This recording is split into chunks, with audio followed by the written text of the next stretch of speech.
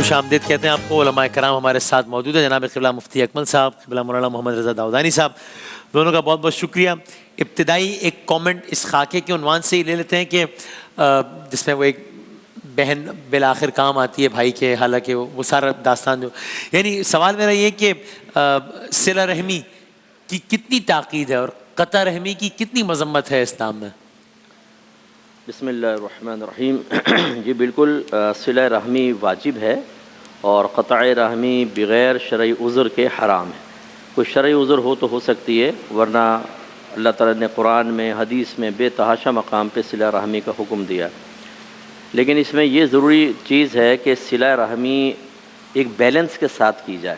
ٹھیک ہے. بعض اوقات ہم نے دیکھا ہے کہ بھائی بہنوں کی طرف میلان بہت زیادہ ہو جاتا ہے, تو بیوی بچوں کے لیے محفوظ نہیں رکھ پاتے, وہ جلتی کڑتی رہتی ہے, گھر کی بنیادی ضرورت پوری نہیں ہو رہی ہوتی, وہاں پر ہو رہتا ہے. اچھا, ان کا پھر بیٹے کے ساتھ رویہ تو ٹھیک ہوتا ہے, بہو کے ساتھ اور بچوں کے ساتھ اتنا مناسب نہیں ہوتا. اس میں بیوی یہ سوچ دینے کی کوشش کرتی ہے اگر آج آپ کو کچھ ہو جاتا ہے تو سوچیں پھر میرا کیا ہوگا, لیکن وہ کہتا ہے نہیں میں نے کرنا. اچھا, اور بعض اوقات ایسا ہوتا ہے بیوی بچوں کی طرف اتنا مائل ہو جاتے ہیں کہ باقی تمام کو بالکل چھوڑ دیا جاتا ہے. جیسے ابتدا میں ہسبینڈ کو جب تک چوٹ نہیں لگی تو وہ بھی اسی روش پہ چل رہا تھا. تو یہ دونوں چیزیں غلط ہیں, ان کا بھی خیال کریں. ہمارا مذہب یہ کہتا ہے کہ اگر کوئی محتاج ہے جیسے ماں باپ یا بھائی بہن تو ان کی مدد کرنا واجب ہے, اور اگر وہ محتاج نہیں ہے جیسے ماں باپ کی پینشن وغیرہ آتی ہے یا اور دیگر بچے بھی مدد کر رہے ہیں تو ایسی صورت میں واجب نہیں ہوتا, مستحب ہوتا ہے. افضل ہے کہ آپ خدمت کریں ان کی, اور دینا چاہیں تو ویسے دے سکتے ہیں لیکن واجب نہیں ہوتا, گناہ گار نہیں ہوں گے. لہٰذا اب ہوتا کیا ہے کہ نہیں, ایک تنخواہ میں سے حصہ ضرور بھائی بہنوں کے ان کو دینا ہے, اور یہاں پر بیلنس قائم نہیں رہتا. اور جب وہ ایک دفعہ عادی ہو جاتے ہیں اس چیز کے, پھر آپ تھوڑا کمی کریں گے تو بولتے ہیں اب یہ بدل گیا ہے, اس نے بیوی کے پیچھے چلنا شروع کر دیا ہے. اور یہ ایموشنلی بلیک میلنگ والے جملے تو آپ کو پتہ ہے کہ آدمی کو آرام سے موم کر دیتے ہیں. تو اس لیے اچھی طرح سوچیں. باہر کے ملکوں سے بہت سے لوگوں نے ہمیں بتاتے رہتے ہیں کہ پیسہ جمع کر کے میں بھیجتا رہا, والدہ کو انہوں نے مکان بنا لیا, بیٹے کے نام کر دیا, دوسرے بیٹے کے نام, اور پھر جب یہ واپس آیا نوکری چھوڑ کے تو ان کو بیوی دونوں کو, بیٹے کو اور بیوی کو باہر نکال دیا. وہاں 6 منزلہ مکان بنا کے خود بھی رہ رہے ہیں, اس کو کرائے پہ بھی چڑھا دیا. سب بہن بھائیوں کی میں نے شادی کی, لیکن اس کے بعد جب آخر میں میرے پاس کچھ نہیں رہا تو کوئی میری مدد کرنے کے لیے تیار نہیں تھا. تو اس لیے صلہ رحمی اچھی چیز ہے لیکن ایک بیلنس کے ساتھ مناسب. قبلہ اسی بھی آپ بتا دیجیے. بسم اللہ الرحمن الرحیم. ظاہر ہے کہ صلہ رحمی کے اچھے ہونے میں کیا شبہ ہو سکتا ہے. قرآن مجید کے اندر پروردگار عالم نے یصلون ما امر اللہ بہ ان یوصل, کہ یہ جوڑتے ہیں اس رشتے کو کہ جس کے جوڑنے کا خدا نے حکم دیا. سورہ رعد میں پروردگار عالم نے یہ ارشاد فرمایا. تو اس میں تو کوئی شک اور شبہ ہی نہیں ہے, لیکن وہی بیلنس جس کی بات طرف مفتی صاحب نے متوجہ کیا وہ بہت ضروری ہے. نہ افراد کی طرف جائیں, نہ تفرید کی طرف, نہ اس ایکسٹریم کی طرف, نہ اس ایکسٹریم کی طرف. محبت کے ساتھ ایک بیلنس رکھتے ہوئے تمام رشتوں کو نبھائیں. اس طرح کے واجبات ادا ہو جائیں, کچھ مستحبات کے تقاضے بھی پورے ہو جائیں, اور دل بھی خراب نہ ہو, اور پھر ایسا بھی نہ ہو کہ مستقبل میں کوئی پچھتاوا اور ریگریٹ باقی رہ جائے. مناسب. بالکل ٹھیک, بالکل ٹھیک. لوگوں کے سوالات ہیں کچھ تو وہ شامل کر لیتے ہیں. دکھائی چلے گا جی, پہلا سوال چلے گا کہ یہ جو وزیر اعلیٰ پنجاب میں راشن دیا جاتا ہے وزیر اعلیٰ کی طرف سے یا مینز انکم سپورٹ کی طرف سے لوگوں کو پیسے دیے جاتے ہیں, تو یہ کن لوگوں پر جائز ہے اور کن لوگوں کو جائز دیں گے؟ یعنی کہ کچھ لوگ ایسے ہوتے ہیں جو صاحب حیثیت ہوتے ہیں تو وہ پھر بھی لے لیتے ہیں, تو کیا یہ ان کا لینا جائز ہے؟ اور اگر جائز ہے تو وہ کیا اس کو آگے ٹرانسفر کر سکتے ہیں یا اپنے پاس ہی رکھیں؟ ٹھیک ہے. مناسب. قبلہ جو اسکیم آتی ہے نا وزیر اعلیٰ پنجاب کی طرف سے, فلاں کی طرف سے, گورنمنٹ اسکیم, بے نظیر انکم سپورٹ پروگرام, پوچھیں کن لوگوں کے لیے جائز ہے کن کے لیے نہیں ہے؟ دیکھیں, اگر تو وہ اس کی صراحت نہیں کرتے کہ یہ مال زکوٰۃ سے ہے, پھر تو سید, غیر سید, شرعی فقیر یا غیر شرعی فقیر, ایسا جو بہت زیادہ غنی نہ ہو, جیسے بعض ایسے ہوتے ہیں کہ گھر میں تھوڑا بہت مال ہوتا ہے لیکن ماہانہ گزارا بہت مشکل ہوتا ہے, تو وہ اس سے بالکل استفادہ کر سکتے ہیں, اس میں کوئی حرج نہیں. لیکن اگر یہ کہہ دیا جائے کہ یہ زکوٰۃ کا مال ہے تو پھر بس صرف مستحق لے سکتا ہے. پھر سید, ہمارے نزدیک تو سید حضرات کے لیے زکوٰۃ بالکل جائز نہیں ہے, وہ نہیں لے سکتے. اسی طرح جو شرعی فقیر کی حدود سے باہر نکل جائے وہ بھی نہیں لے سکتا, پھر اس میں بڑی احتیاط کرنی ہے. مناسب. بالکل ٹھیک. کیا ہے اس میں؟ بالکل یہی بات ہے کہ جہاں تک زکوٰۃ کا تعلق ہے وہ تو سادات کے لیے ان کے مرتبے اور مقام کے اعتبار سے منع کیا گیا کہ اوساخ الناس, کہ یہ لوگوں کے ہاتھ کی میل ہے, ان کی شان کے خلاف ہے کہ وہ اسے استفادہ کریں.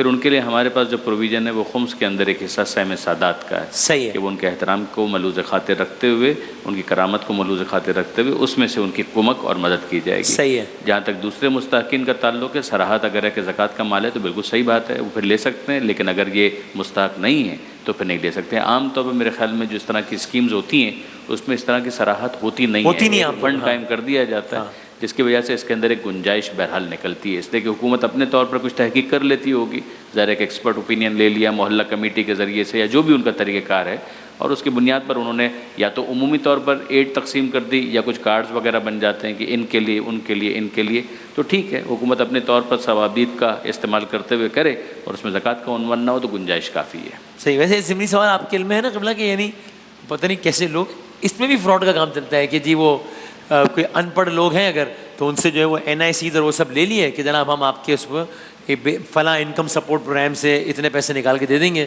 اور اس میں جو ہے وہ آئے 6 مہینے کے پیسے ہیں ان کو 3 مہینے کے دیے، 3 مہینے خود رکھ لیے۔ ایسے بڑے بڑے اسکینڈل بے نقاب ہوئے ہیں کہ اس میں مہینے کے 1000 2000 4000 جو آ رہے ہیں 10,000 اس میں بھی جو ہے وہ فراڈ اس میں بھی آٹا غائب ہو جائے گا۔ ہاں یہ مجھے معلوم ہے کہ وہ کچھ لوگوں نے مجھے بتایا ہاں ایسے ہی جو یقیناً گورنمنٹ کی نگاہوں میں دھول جھونک کے کام کرتے ہوں گے ہاں کہ وہ اپنے گوداموں میں بھر لیتے ہیں، بعد میں اس کو تھیلا چینج کر کے وہ بک رہا ہوتا ہے بازار۔ جی تو یہ بہرحال بہت بری چیز ہے کہ مستحق تک پہنچ نہ پائے، ملک کا بیلنس خراب ہو جائے، لوگ ریاست کے خلاف اپنے ذہن بنائیں، گالیاں بکرے ہوں، دیگر چیزیں، آپ اپنے ذاتی مفادات کو پورا کر رہے ہوں۔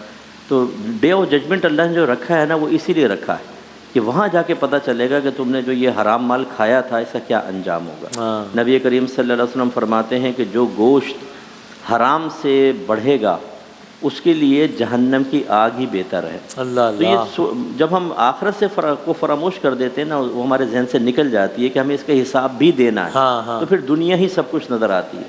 ایک مسلمان کا یہ ذہن نہیں ہونا چاہیے، کافر کا تو شاید ہو سکتا ہے، ویسے جنت جہنم تقریباً میں نے دیکھا ہے کہ ہر قوم کے اندر اس ایک تصور ہے، کسی نہ کسی انداز سے، کسی نہ کسی جہت سے ہے۔ صحیح بھائی یہ اسی کو سوچ لیں کہ غیر مسلم کے یہاں بھی ہے تو تمہارے یہاں تو بہت کلیئر تصور ہے، تو پھر یہ آخرت کے اندر اس کا خمیازہ بھگتنا یہ آسان تو نہیں ہوگا۔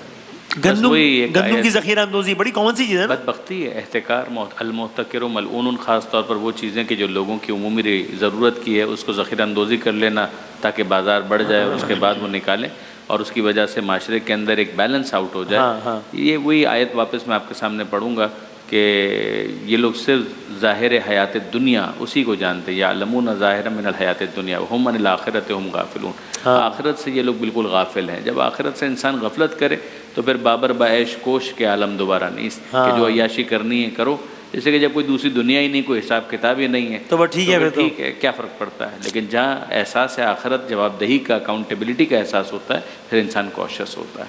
صحیح ہے۔ سنائیے گا اگلا سوال، سنائیے گا۔ اچھا ابھی اگلا سوال وہ ٹیکنیکلی ذرا وہ مسئلہ ہو رہا ہے۔ اچھا اب وہ کہہ رہے جی میرے بورڈ کا پیپر ہے، میرے حافظے کے لیے کوئی دعا بتا دیں۔ حافظے کے لیے کوئی دعا بتا دیں، بورڈ کا پیپر ہے جی۔ جی ایک تو ذرا مشکل ہے، ایک بہت آسان ہے۔ مشکل یہ ہے کہ انسان ہر صغیرہ کبیرہ ظاہری باطنی گناہ سے بچے، اس کی اتنی برکت ہوتی ہے، حافظہ اتنا زبردست قسم کا ہو جاتا ہے کیونکہ گناہ سے بے برکتی بہت غالب ہوتی ہے، اور اس سے ہمارے فہم پر، ہمارے باطنی جو جتنی بھی احوال قلب ہیں ان پہ بہت برا اثر مرتب ہوتا ہے۔ یہ تھوڑا سا مشکل ہے۔ آسان یہ ہے کہ فجر کی نماز کے بعد 3 مرتبہ سورہ الم نشرح پڑھ کر اول آخر 3 بار درود پاک اور پانی پہ دم کر کے پی لیں، اپنے اوپر بھی دم کر لیں، پانی پہ دم کر کے پی لیں، حافظہ اچھا ہو جاتا ہے۔ اچھا سورہ فجر کے بعد، جی نماز فجر کے بعد سورہ الم نشرح 3 مرتبہ سورہ الم نشرح۔ قبلہ جی بہت عمدہ بات مفتی صاحب نے ارشاد فرمائی۔ تمام گناہ نے کبیرہ و صغیرہ، اس میں بھی خاص طور پر ایک گناہ ہے جھوٹ بولنا۔ یہ جھوٹ بولنے سے اگر انسان اپنے آپ کو دور کر لینا، اس لیے کہ در و گور حافظہ نباشت، یہ فارسی کی بہت مشہور مثل ہے کہ جو جھوٹ بولتا ہے اس کا حافظہ نہیں ہوتا ہے، پھر وہ بھولنے لگتا ہے۔ جیسے کہ سچ بولنے والے کو تو سچ کو یاد رکھنا ہے، جھوٹ بولنے والے کو یہ بھی یاد رکھنا ہے کہ کہاں کہاں اس کو غلط بیانی کی تھی، تو اس کی وجہ سے اس کا حافظہ اس کا ساتھ نہیں دے پاتا۔ اور اسی طریقے سے ایک اور جو سورہ قرآن مجید کا ہے، بہت تاکید آئی ہے اس کو بھی پڑھنے کی، اور نماز فجر ہی کے اندر پڑھنے کی تاکید بہت زیادہ آئی ہے کہ فجر میں نہ پڑھ پائیں تو فجر کے بعد پڑھ لیں، اور وہ ہے سورہ اعلیٰ۔ قرآن مجید کا 87واں جی جی جی جی تو اس کے اندر ایک ذکر بھی ہے سنقرئک فلا تنسى، ہم آپ کو ایسا پڑھائیں گے کہ آپ بھولیں گے نہیں. تو بڑی تاکید آئی ہے کہ اگر انسان سورہ اعلیٰ کی تلاوت کرے، مسلسل کرے، تو اس کا حافظہ بہت بہتر ہوتا ہے. ویسے پورے قرآن مجید کو جتنا انسان پڑھتا چلا جائے اس کے حافظے پر بڑے اچھے اثرات پیدا ہوتے ہیں. اچھا اچھا اوکے اوکے. بیٹا یہاں کا سوال ریڈی، ہم ویسے ہی کر رہے ہیں، ذرا بتائیے گا مجھے کنٹرول روم کہ آپ کے پاس کیا سوال ریڈی ہے. اچھا نہیں چلو کوئی بات، ٹھیک ہے ہم ایسے کر لیتے ہیں. صحیح.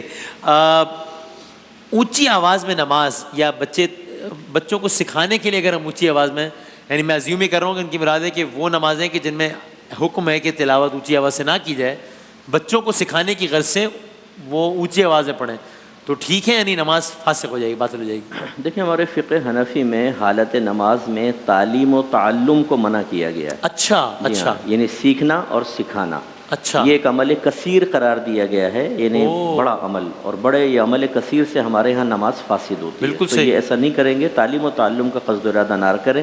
ویسے جہری نمازوں کے اندر اگر وہ بلند آواز سے پڑھیں اور قصد و ارادہ صرف قرات کا ہو اور بچے ساتھ میں سیکھ لیں تو اچھی بات. یا پھر اس کا ایک مصنوعی نماز پڑھ لیں. اگر سکھانا مقصود ہے نا، یعنی ویسی بس تکبیر کو نماز نہیں پڑھ رہے، اس میں بلند آواز سے ثنا، ہر چیز کو بلند آواز سے، تاکہ بچے سمجھ لیں، سیکھ لیں، اور آپ کے ارکان کی اتباع کرتے ہوئے وہ پریکٹیکلی طور پہ نماز کو سیکھ لیں، یہ ایک اچھی چیز ہے. یا ویسے ہی آپ مطلب بروالی ان کو سکھا رہے ہیں، وہ بھی اچھی ہے، لیکن اس طرح نہ کریں، اس میں پھر ریاکاری بھی ہوگی. اس کو ریا کہتے ہیں کہ جو عمل اللہ تبارک و تعالیٰ کی رضا کے لیے کیا جائے اسے دنیاوی کسی مقصد کے لیے کیا جائے. اگرچہ یہ اچھا مقصد ہے، لیکن بہرحال وہ صرف اللہ کے لیے ہونی چاہیے نماز. کوشش حتی الامکان یہ ہو. وہی تعلیم و تعلم کا مفہوم آنے کے بعد یہ پھر خالص اللہ کے لیے نہیں رہے گی، بلکہ دوسرے مفہوم کے طرف چلی جائے گی. اس لیے بہتر یہ ہے کہ اس کے لیے علیحدہ اہتمام کیا جائے. تو اسی طرح ضمنی سوال پر میں آتا ہوں کہ اگر کوئی اس غرض سے نماز تنہائی میں نہیں بلکہ پبلکلی پڑھے، کہ نیت تو اللہ جانتا ہے کہ تاکہ اور لوگوں کو بھی ترغیب ہو، تو نہیں یہ بھی ریا کی، بے شک یہ اچھی نیت ہے، اپنی نماز دکھا رہا ہے اچھی نیت سے، لیکن یہ بھی ریاکاری کے زمرے میں آ جائے گا، ایسا نہیں کرنا چاہیے. ترغیب ایک الگ چیز ہوتی ہے. اچھا ٹھیک. یہ تو خالصاً تعلیم کے قصد و ارادہ بنے گا نا، اس کے لیے علیحدہ ترغیب ایک علیحدہ. لیکن اس میں بھی میں عوام سے یہ گزارش کرتا ہوں کہ پہلے آپ اچھی طرح اپنے باطنی احوال کی معرفت حاصل کریں. ہر باطنی معاملے کی وہ اچھا بھی ہو سکتا ہے، برا بھی، جیسے تکبر، عاجزی، بخل، سخاوت، تو ان کے بارے میں معرفت حاصل کریں، ان کی علامات سیکھیں، ان کے علاج کا طریقہ، اگر برے ہے تو علاج کیسے ہوگا. جب اس پہ کامل دسترس حاصل ہو جائے پھر یہ قدم اٹھائیں. ورنہ یہ ترغیب جو ہے وہ ریا کی طرف لے جاتی ہے، کہ ابھی ترغیب کے لیے کر رہے ہیں، اور شیطان ایسا کھیلتا ہے آدمی سے کہ وہ کرنے کے بعد پھر ترغیب تو تھی، پھر آخر میں بیٹھتا ہے تو وہ کہتا ہے یار کیا آپ نے نماز پڑھی ہے.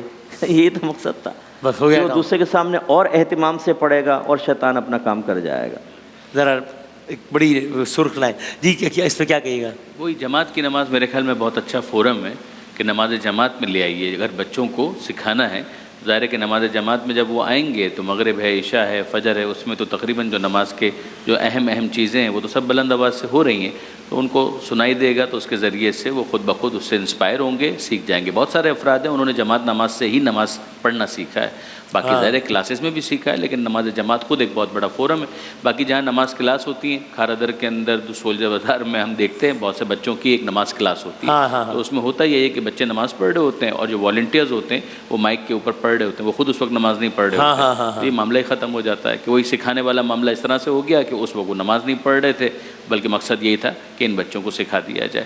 تو جماعت نماز میں شرکت ہو جائے اور اس طرح کی نماز کلاسز ہو جائیں تو that will be very good. ٹھیک ہے. اچھا ایک سوال ہے، میں چاہتا ہوں اس عنوان سے آپ دونوں بتا دیجئے، کیونکہ ہو سکتا ہے کہ اس میں ابھی کچھ دن ہی باقی ہیں، 10-11 دن، تو شاید لوگ ابھی سے مائنڈ بنا لیں جو کرنا چاہیں. وہ اعتکاف کے حوالے سے ہے.